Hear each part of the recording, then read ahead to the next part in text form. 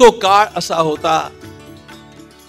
हिंदू म्हणवण्याची सुद्धा लोकांना थोडी संकोचाची भावना निर्माण झालेली होती. सनातन म्हणणं हा तर त्याचा पुढला भाग होता.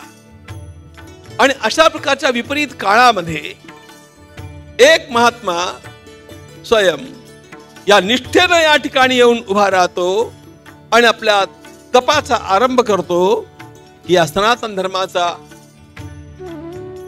अत्यंत मोठा शंखनाद मी सर्वदूर पोहोचवेन आणि तो शंखनाद केवळ शंखनादा करता नसणार आहे, तर तो हिंदू राष्ट्र साकारण्यासाठी असणार आहे.